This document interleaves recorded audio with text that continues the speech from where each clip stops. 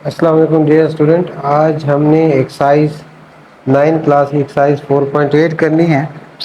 इसमें कुछ practical application है फैक्टराइजेशन वगैरह का, स्टेटमेंट वाले क्वेश्चंस हैं, एक्सप्रेशंस बनाने हैं हमें।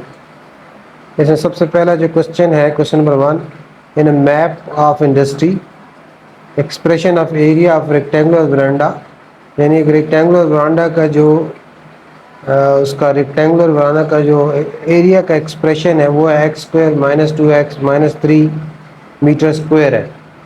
अब इसका हमने क्या फाइंड करना है, expression for both dimension of veranda, यानी बोथ डायमेंशन कौन सी, लेंथ और विड्थ, और expression for parameter of veranda, उसके पैरामीटर का एक्सप्रेशन फाइंड करना है। पैरामीटर क्या होता है, उसकी बाउंड्री जो क्रॉस बाउंड्री होती है। Expression for cost of fencing veranda at the rate of ₹200 per metre, यानी इसकी रेट है, ये रेट है, यानी 1 मीटर फेंसिंग का जो रेट है वो है ₹200 है।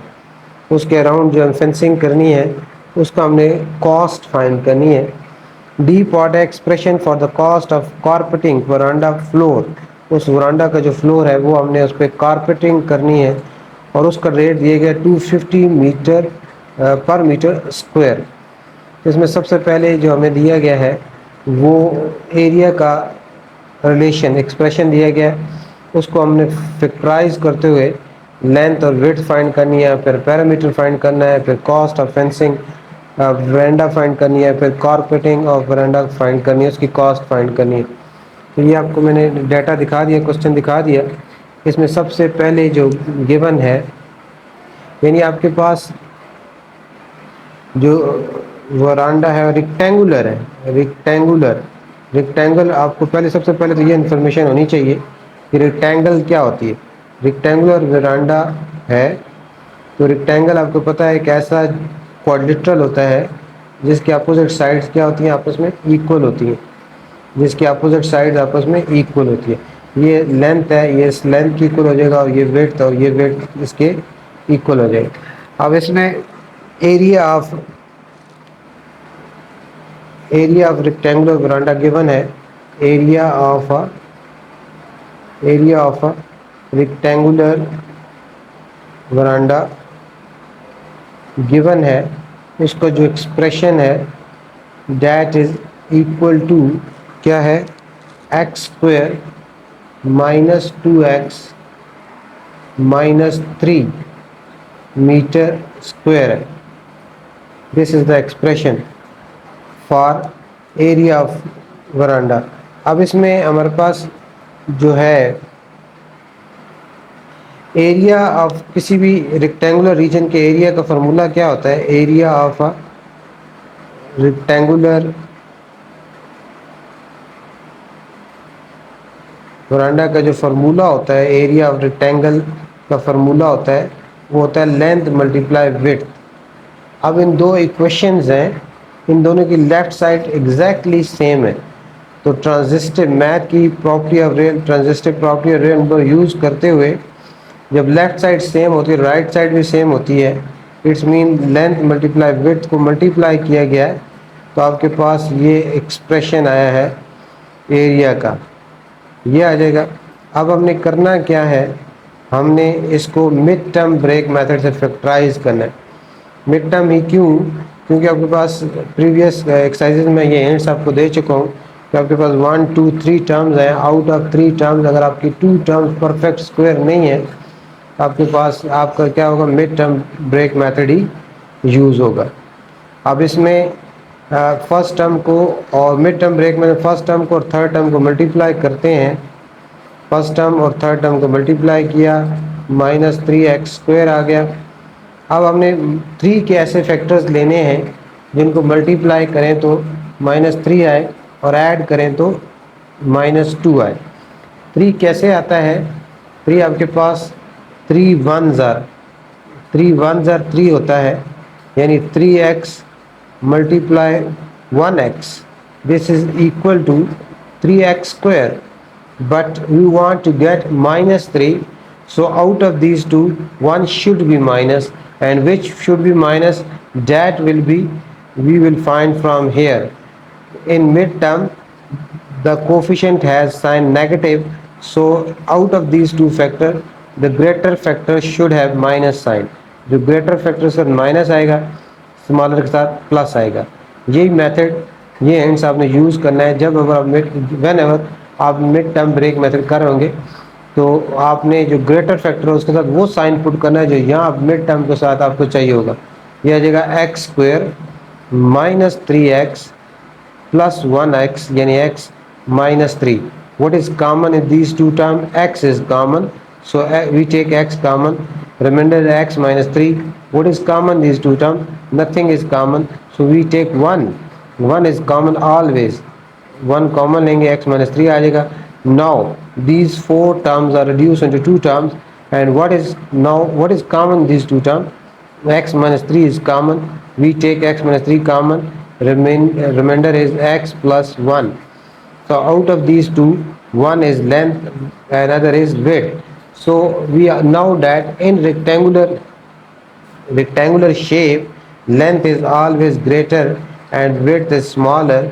So in terms of x minus 3 and x plus 1, out of these two, x plus 1 is greater, so length is x plus 1 meter and width is x minus 3 meter.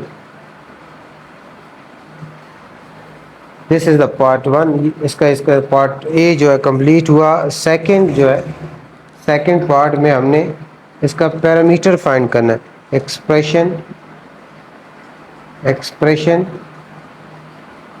Expression for parameter of veranda. अब वरांडा जो है वो rectangular shape का है। Parameter क्या होता है? Boundary. ये जो है ये रेक्टेंगल हमने बनाया है, इसकी बाउंड्री यानी ये सारा ये वाला ये साइड सबको ऐड करें, ये इसकी बाउंड्री होती है।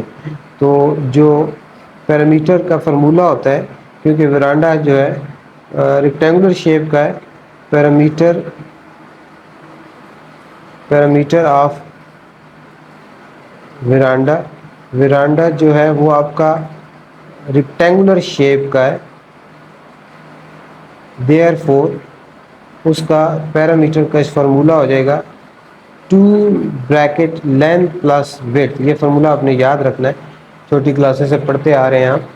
तो इसका एक्सप्रेशन क्या आ जाएगा? 2 what is length is x plus 1 plus what is width is x minus 3, so 2 और ये आपके पास आ जाए x plus 1 plus x plus minus 3, so we get 2। ये आ जाएगा 2x माइनस 2। अब now 2 with multiply within the bracket, we will get 4x minus 4. So this is the expression for the parameter of the veranda. Next जो C part है, in this part we need, इसमें हमने find out करना है cost of fencing veranda.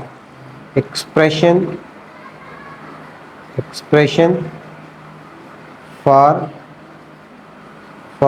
cost of fencing, उसके गिर्द हमने fencing करनी है, बाउंड्री लगानी है वरांडा, और उसका रेट हमें दिया गया है, एट द रेट ऑफ, ये रेट है इसका ₹200 पर मीटर यानी 1 मीटर की जो कॉस्ट है वो ₹200 है। तो इसका पैरामीटर ऑलरेडी फाइंड कर चुके हैं, तो उसके अराउंड फेंसिंग लगानी है आपने। तो उसका रेट आपको यहाँ दिया गया है, this is the rate ₹200 per metre, this is the rate of fencing per metre. And length of fence जो है वो लेंथ ऑफ फेंसिंग वही होगी जो कि उसका पैरामीटर है। लेंथ ऑफ फेंसिंग वही होगी जो उसका पैरामीटर है, डेट इज़ 4x माइनस 4। अब हमने इसकी जो कॉस्ट है, कॉस्ट वो होगा रेट मल्टीप्लाई लेंथ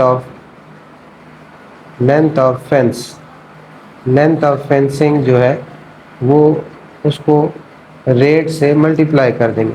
तो रेट कितना है, ₹200, और लेंथ ऑफ फेंस जो पैरामीटर वही है 4x माइनस 4 ही है, वो 4x माइनस 4 ही आ जाएगा।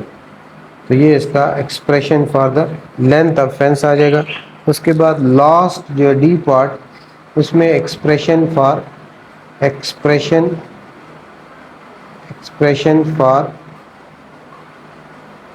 Cost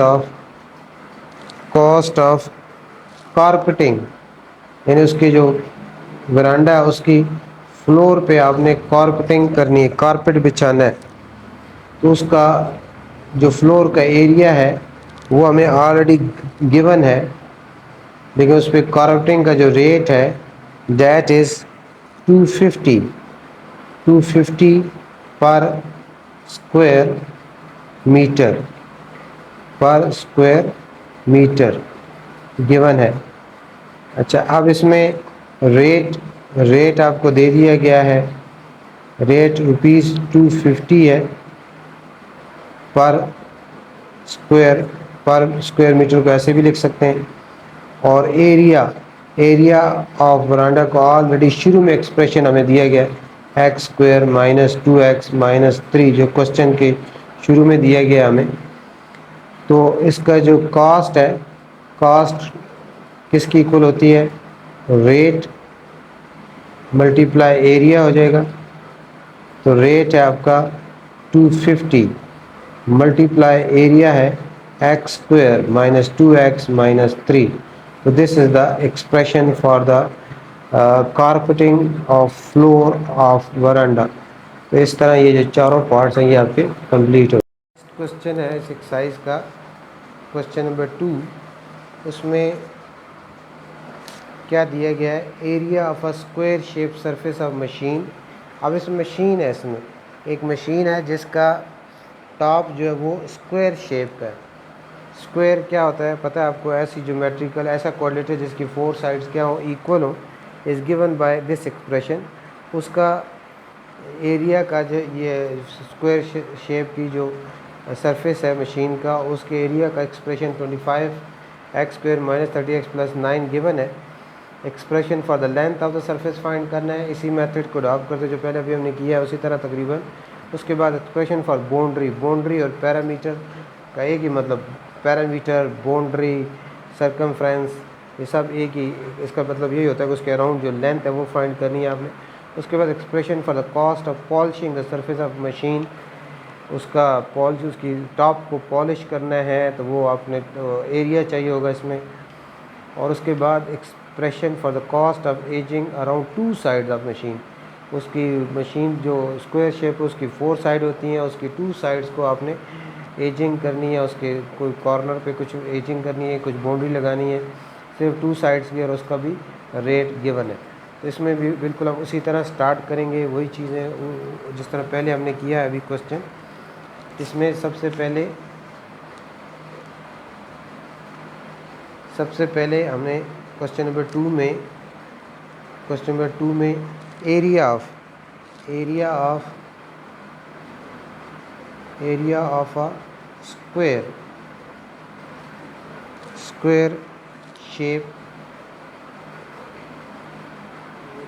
square shape machine surface given है, एंड उसका एक्सप्रेशन गिवन है, that is 25x² minus 30x plus 9।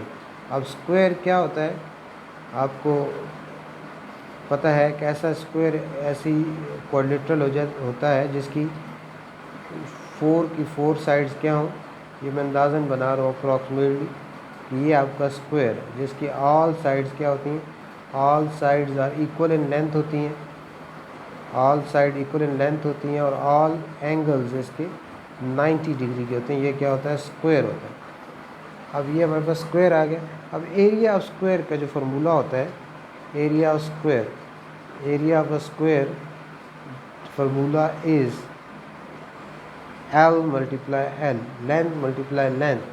So it's mean वो जो स्क्वायर शेप मशीन की सरफेस है उसकी लेंथ और लेंथ को मल्टीप्लाई किया गया है, तो इन टर्म्स ऑफ एक्सेस का ये जो एरिया का एक्सप्रेशन है ये आएगा ट्रांजिस्टिव प्रॉपर्टी यूज़ करते हुए, यानी L multiply L should be equal to 25x² minus 30x plus 9।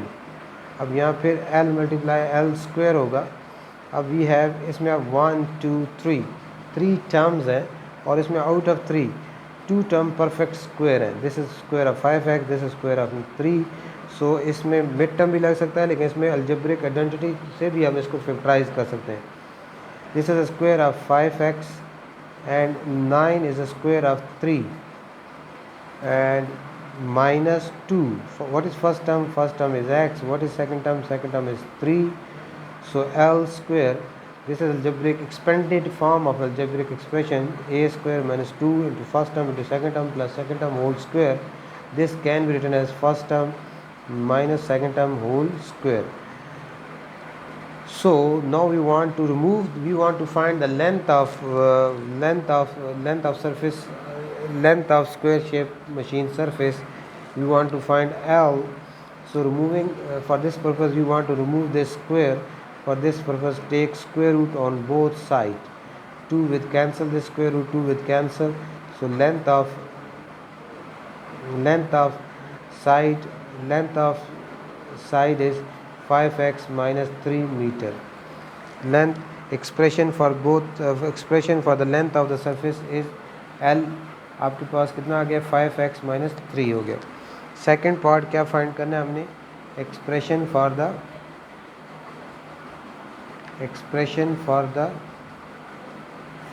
Boundary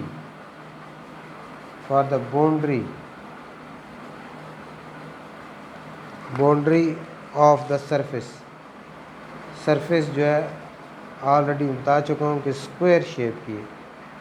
तो स्क्वायर शेप की जो बाउंड्री होती है उसका वो किसकी इक्वल होगी, वो इक्वल होगी 4L। उसका पैरामीटर बाउंड्री का फार्मूला होता है स्क्वायर का 4L होता है।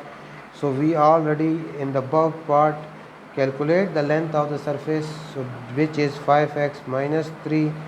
So expression for the boundary of this surface, machine surface, that is 20x minus 12 meter.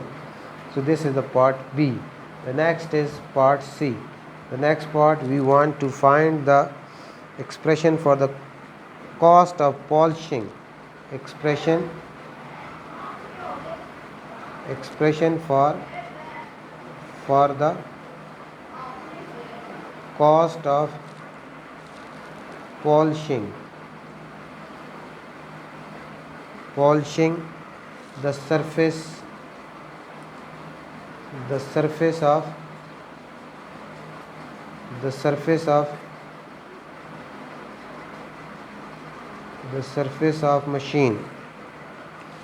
surface of machine or rate at the rate of rupees 75 per meter square. तो ये उसकी जो surface है, जिस तरह ये स्क्वायर शेप का उसका टॉप है, इसको यहाँ पॉलिशिंग करनी है तो इसमें एरिया चाहिए होगा और एरिया कर रहे हमारे पास ऑलरेडी है, यानी इसका जो एरिया है, area of surface that is given, its expression is given, that is 25x square minus 30x plus 9. This is the expression for its area, and rate is given, that is rupees 75. Rate is always in the unit of rate is rupees, and the unit of cost is also rupees. Cost is equal to rate multiply area. In this case rate multiply area. Rate is 75 and area expression is 25x square minus 30x plus 9. So this is the expression for the cost of polishing the surface of machine at the rate of 75 rupees, 75 per meter square. The final part is what? Final is expression for the cost of expression for the cost of aging उसकी two sides को, ageing around two sides of the machine का square shape है top, उसकी four sides हैं, लेकिन यहाँ हमने सिर्फ टू साइड्स को हमने उसकी एजिंग करनी है, तो यहाँ सिर्फ टू साइड्स चाहिए। तो यहाँ हमारे पास रेट जो है, रेट गिवन है, और रेट इज़ ₹28 पर मीटर। एंड जो लेंथ आएगी, यानी क्योंकि टू साइड्स को एजिंग करनी है, तो टू साइड्स हैं, इसमें टू साइड्स है, फोर साइड्स करनी होती फिर तो 4L कंप्लीट आ जाता, जो इसका हमने बाउंड्री फाइंड की है, लेकिन टू साइड्स करनी है। और एक साइड हम ऑलरेडी फाइंड कर चुके हैं, एक साइड क्या होती है 5x-3 है, तो टू साइड्स कैसे आएगा, इसको 2 से क्या कर देंगे, मल्टीप्लाई कर देंगे, टू साइड्स बन जाएगा। अब इसका जो कॉस्ट है, कॉस्ट का फार्मूला रेट मल्टीप्लाई लेंथ होगा, जो लेंथ ऑफ एजिंग जो होगी वो होगी, और डैट इज़ रेट है 28 और लेंथ जो है टू साइड्स की वो है 2 ब्रैकेट 5x-3, तो 28 2s are 56, तो 56 ब्रैकेट 5x-3, ये आ जाएगा expression for the edging of two side of the machine, square shape machine. तो इस तरह ये चारों पार्ट्स इसके जो आपके कंप्लीट हो गए। नेक्स्ट है क्वेश्चन नंबर 3। क्वेश्चन नंबर 3 भी मैं आपको दिखाता हूँ। क्वेश्चन नंबर 3 में क्या है, volume of cubical oil tank. Cubical oil tank कैसा होता है, जिसकी जो रेक्टेंगुलर टैंक होता है क्यूबाइड, उसकी लेंथ वेड्थ हाइट लहदा होती है, लेकिन जब क्यूबिकल ऑयल टैंक होगा तो उसकी लेंथ वेड्थ हाइट तीनों के तीनों क्या होंगी, इक्वल होंगी, और उसका जो वॉल्यूम है उसका एक्सप्रेशन गिवन है 125x³ -150x² + 60x-8 metre cube. अब expression for the height of oil tank हमने फाइंड करना है, उसके बाद expression for surface area of oil tank find करना है हमने, उसके बाद expression for painting it from outside, उसके आउटसाइड से रेक्टेंगुलर क्यूबिकल ऑयल टैंक जो होगा उसकी जो है टोटल 6 सरफेसेस होंगी, उसकी 6 सरफेसेस होंगी, और उनकी 6 सरफेसेस को हमने आउटसाइड से पेंट करना है। तो उसका जो फार्मूला होगा मैं बताता हूँ आगे चल के आपको। तो ये क्वेश्चन है, इसको हमने जो है इसके एक्सप्रेशंस फाइंड आउट करने हैं। तो इसमें सबसे पहले जो हमें गिवन है क्वेश्चन नंबर 3, क्वेश्चन नंबर 3 में हमें गिवन है volume of a cubical oil tank. उसका जो एक्सप्रेशन गिवन है that is 125x³ -150x² + 60x-8, ये एक्सप्रेशन है volume of cubical oil tank का। मैंने आपको जैसे बताया है कि जो क्यूबिकल ऑयल टैंक क्यूबिकल होता है शेप, उसकी ऑल साइड इक्वल होती हैं, तो वॉल्यूम ऑफ क्यूबिकल टैंक किस शेप का होगा, यानी उसको अगर मैं बनाऊं अंदाज़न तो इस तरह का जो है, जिसकी ऑल साइड्स जो है अप्रॉक्सीमेटली मैं बना रहा हूँ, जिसकी ऑल साइड्स जो है तकरीबन क्या होती हैं, इक्वल होती हैं, तो वो इस शेप का क्यूबिकल टैंक होगा, जिसकी ऑल साइड्स क्या होंगी, इक्वल होती हैं। तो वो इस तरह क्यूबिकल टैंक होगा जिसकी लेंथ विड्थ हाइट ये भी L होती है, ये भी L है, और हाइट भी क्या है, L ही है। तो ये क्यूबिकल टैंक है। अब इसमें इसका जो वॉल्यूम है, वॉल्यूम का जो फार्मूला है, फार्मूला जो गिवन होता है, जो हमें पता होना चाहिए, वॉल्यूम ऑफ क्यूब का formula, volume of cubical oil tank का जो फार्मूला होगा, that will be equal to L multiply L, length multiply length. So इसमें मैथ की ट्रांजिस्टिव प्रॉपर्टी यूज़ करते हुए L मल्टीप्लाई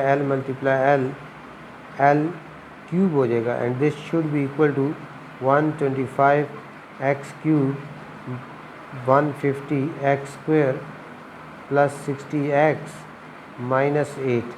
अब यहाँ जो है ये भी आपको इसको अपने फैक्टराइज करना है, और पीछे इस तरह के हम क्वेश्चन फैक्टराइजेशन के कर चुके हैं इसी चैप्टर में।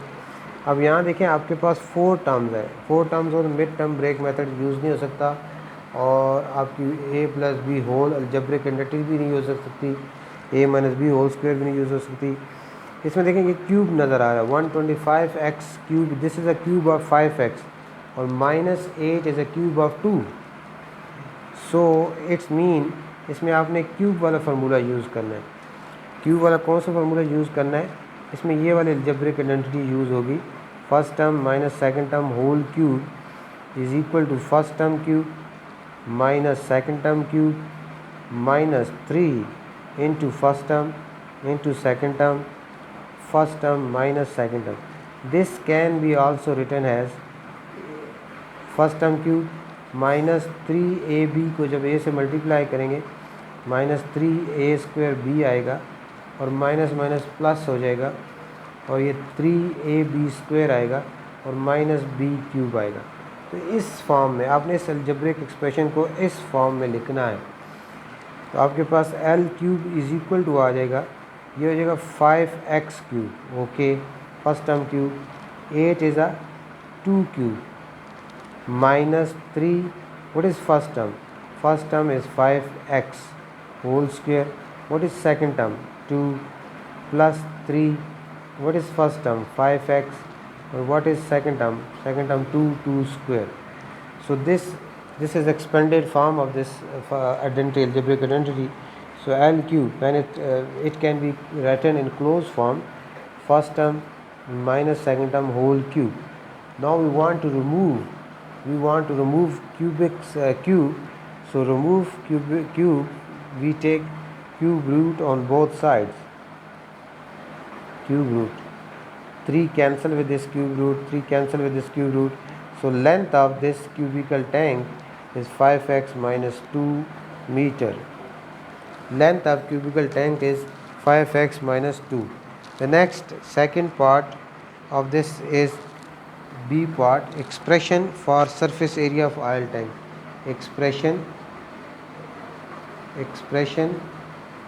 for surface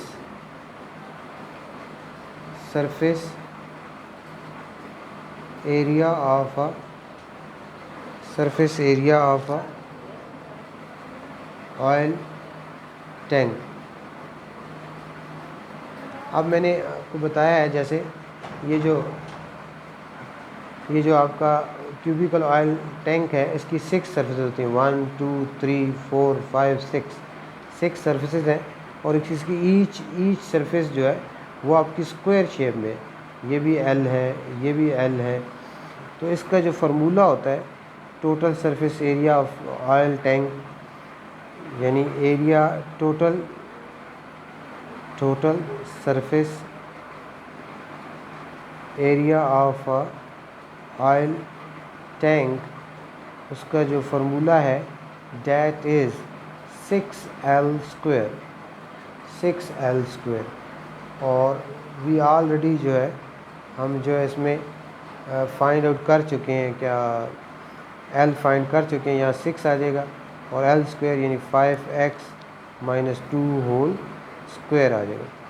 अब इसको अगर एक्सपेंड करना चाहें तब भी ठीक है, एक्सपेंड कर लें, ये 6 आ जाएगा, फर्स्ट टर्म स्क्वायर यानी 25x स्क्वायर आ जाएगा, माइनस 2ab से माइनस 20x आ जाएगा और प्लस 4 आ जाएगा. This is the expression for the total surface area of oil tank. Third c part में हमने फाइंड करना है expression for painting it from outside. Expression for painting it from outside. इसका outside से हमने पेंट करना है, उसका एक्सप्रेशन फाइंड करना है और उसका रेट दिया गया है ₹32 पर मीटर स्क्वायर. तो यहाँ आपको रेट दे दिया गया है, रेट इज़ ₹32 पर मीटर स्क्वायर है.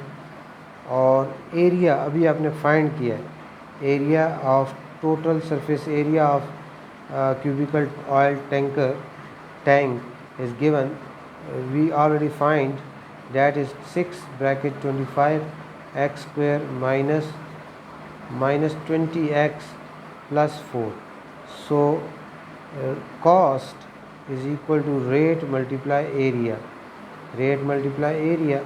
So cost rate is 32 multiply 6 bracket 25x square minus 20x plus 4.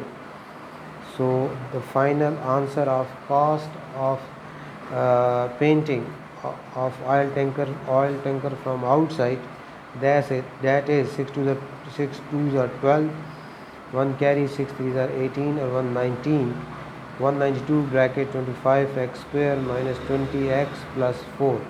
So this is the expression for the total surface area of the, this is the expression for the cost of for painting of oil tanker from outside. Next question है question number 4. उसमें है कि a mechanical engineer working on wheels of a machine finds their areas given by A1 is equal to pi x square minus 6 pi x plus 9 pi, and A2 is pi x square minus 10 pi x plus 25 pi. Help him find radii of both wheels. एक engineer है, वो एक machines पर wheels पे काम, machines के wheels पे काम कर रहा है. दो व्हील्स हैं, उनके एरियाज़ उसने इस तरह कैलकुलेट किए. ये एरियाज़ का एक्सप्रेशन है, पहली मशीन का, ये दूसरी मशीन का. अब उनके हमने रेडियाई फाइंड करने हैं. तो ये आपका जो व्हील्स हैं वो सर्कुलर शेप के होते हैं, तो इसमें आपका नंबर 1 क्या गिवन है, expression for area of wheel of machine 1 करने. दो मशीन्स हैं, क्योंकि दो व्हील या एक ही मशीन के व्हील्स हैं. एरिया ऑफ व्हील 1 कर दें, area of machine wheel 1 of area of wheel given है, उसका एक्सप्रेशन गिवन है. कितना गिवन है, पाई x square minus 6 pi x plus 9 पाई. अब एरिया, क्योंकि व्हील आपका मशीन का व्हील सर्कुलर शेप में है, होता है, सर्कल होता है, तो एरिया ऑफ सर्कल का फार्मूला आपको पिछली छोटी क्लासेस में पढ़ते आ रहे हैं, वो है पाई आर स्क्वायर.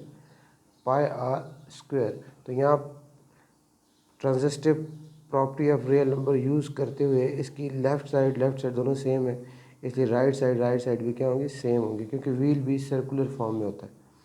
तो pi r square is equal to pi x square minus 6 pi x plus 9 pi.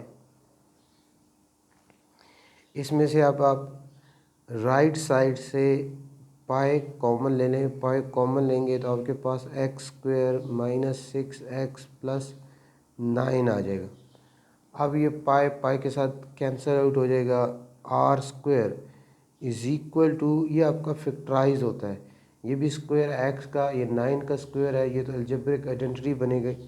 First term square, ये आपका क्या हो गया, सेकंड टर्म स्क्वायर, और दरमियान में क्या आ गया, मिड में minus 2 into first term multiply second term. So this is the expanded form of algebraic identity.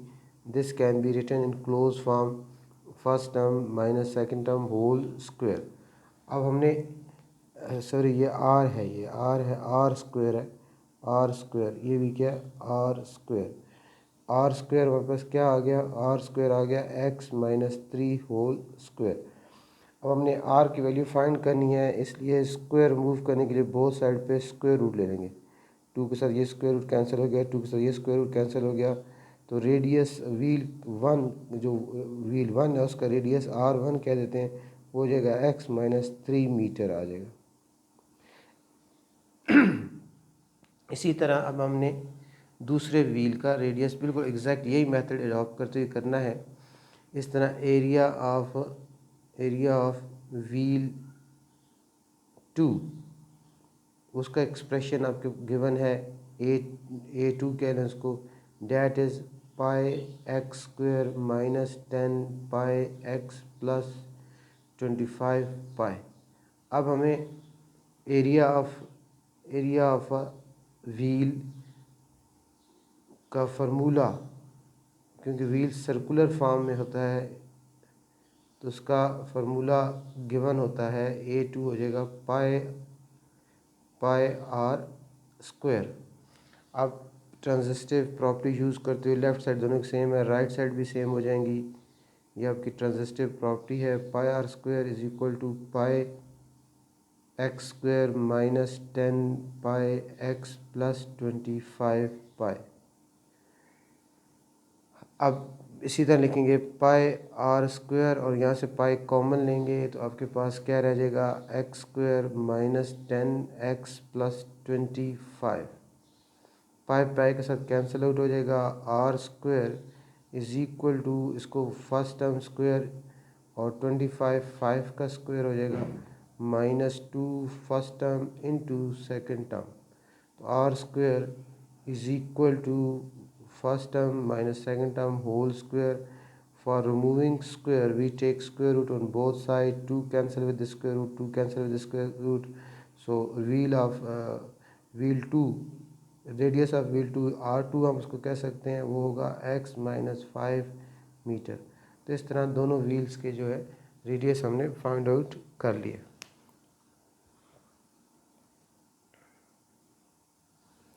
उसके बाद नेक्स्ट क्वेश्चन है question number 5।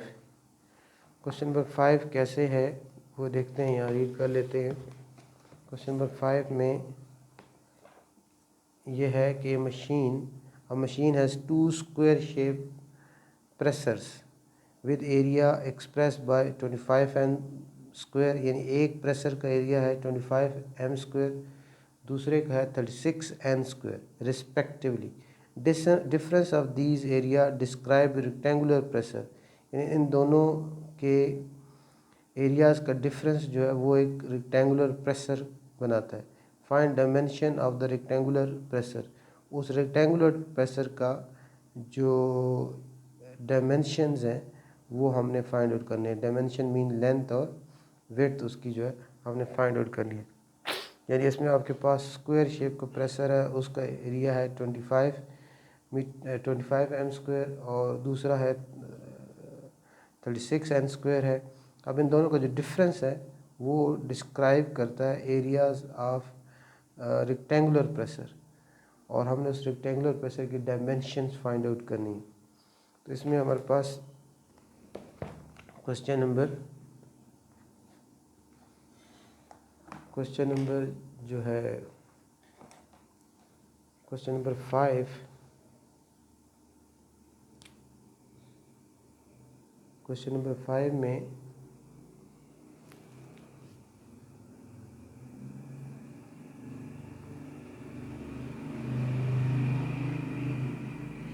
Area of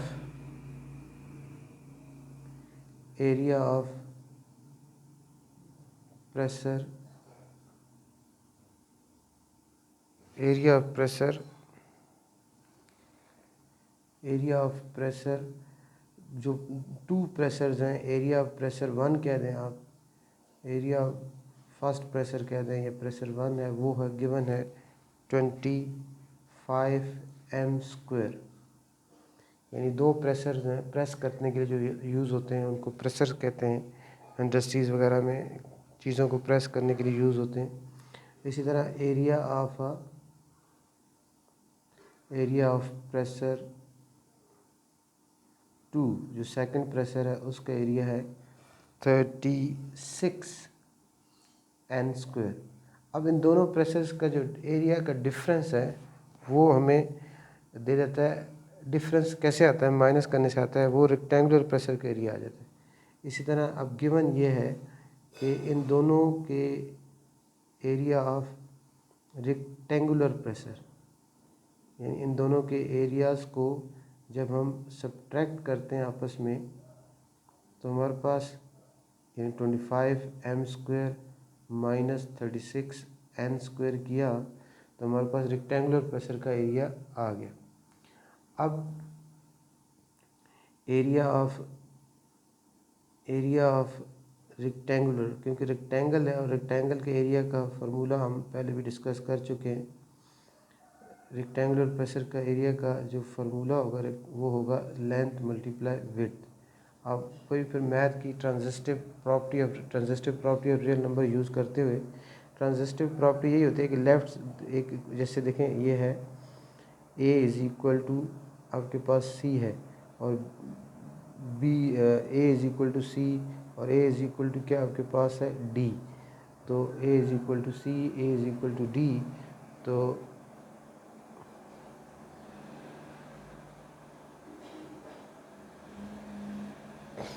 a is equal to c, a is equal to d है तो इसकी left side क्या है, same है। तो this implies that c is equal to क्या हो जाएगा, d हो जाएगा। इसको कहते हैं transitive property of real number. तो यहाँ हमारे पास दोनों के लेफ्ट साइड सेम है, इसलिए right side length multiply width equal हो जाएगा 25m² माइनस 36n²। अब इसको हमने फैक्टराइज करना है तो ये आपका इसमें टू टर्म्स हैं 1 and 2 and both of them are square. ये स्क्वायर है 5m का, this is square of 6n, both of then of square और दरमियान माइनस का साइन है तो इसको first term square minus second term square वाली आइडेंटिटी के मुताबिक एक्सपेंड करेंगे। लेंथ मल्टीप्लाई विड्थ हो जाएगा first term plus second term, first term minus second term. अब ये इसकी लेंथ और विड्थ आ गई। अब लेंथ ग्रेटर होती है विड्थ से रेक्टेंगल में अमूमन यूजली, तो इसमें हम लेंथ को क्या कह सकते हैं कि लेंथ इसकी क्या है 5m प्लस 6n इसकी लेंथ है और विड्थ जो है वो है 5m और माइनस 6n है। इस तरह हमने इसकी डायमेंशन जो है फाइंड आउट कर ली।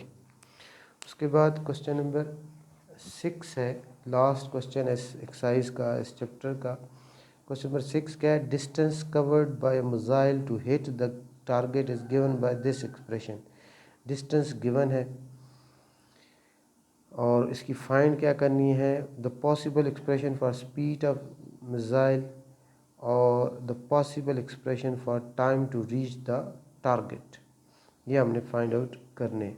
इसमें distance covered by missile given है x² प्लस 5x प्लस 6 की फॉर्म में एक्सप्रेशन गिवन है और इसका possible expression for speed of missile find करना है और possible expression for time to reach the target find out करना है। तो इसमें क्वेश्चन नंबर 6 में distance covered by missile, distance covered by missile का जो एक्सप्रेशन है वो क्या है, वो गिवन है आपके पास x² plus 5x plus 6 metre, ये गिवन है। अब हमें पता है फिज़िक्स में और वैसे भी हम पढ़ते हैं, पता है हमें कि डिस्टेंस किसकी इक्वल होता है, स्पीड किसकी इक्वल, स्पीड इक्वल होती है distance covered by body. Speed is equal distance covered by body in unit time होता है। यानी आपके पास ये वैसे अगर ट्रायंगल इस तरह याद रखें,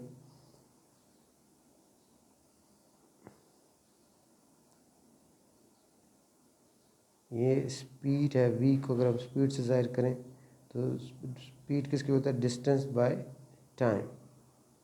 अब यहाँ से इससे आपने ये जो आपका ये जो है डिवाइड का साइन है और ये जो है मल्टीप्लाई का साइन यूज़ हो रहा है, यानी स्पीड जब फाइंड करना हो तो स्पीड किसकी इक्वल हो जाएगा, स्पीड इज इक्वल टू हो जाएगा distance by time, distance by time. और अगर आपने जब डिस्टेंस फाइंड करना हो, डिस्टेंस फाइंड करना हो तो डिस्टेंस किसकी इक्वल हो जाएगा, v मल्टीप्लाई टाइम।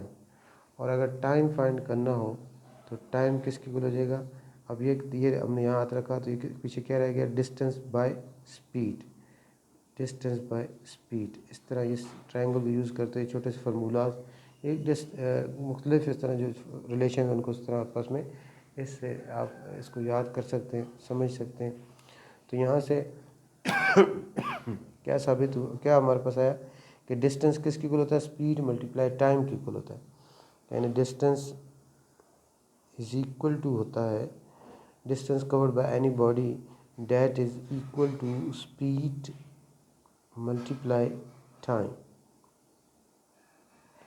तो यहाँ वही फिर transitive property of real number use करते हुए हम लिख सकते हैं कि speed multiply time is equal to distance, and distance is given, this expression of distance given x square plus 5x plus 6. Speed multiply time is equal to, अब इसमें mid term लगाएंगे, x square plus 5x plus 6, 3 2s are 6, x square plus 2x plus 3x plus 6।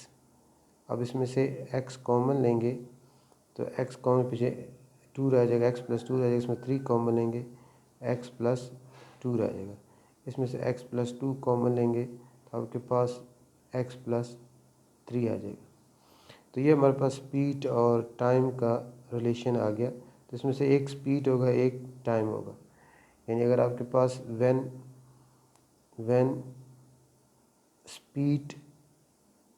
Speed आपके पास x plus 2 हो, speed unit metre पर second होती है, तो time आपके पास क्या हो जाएगा, टाइम आपके पास x प्लस 3 सेकेंड्स हो जाएगा।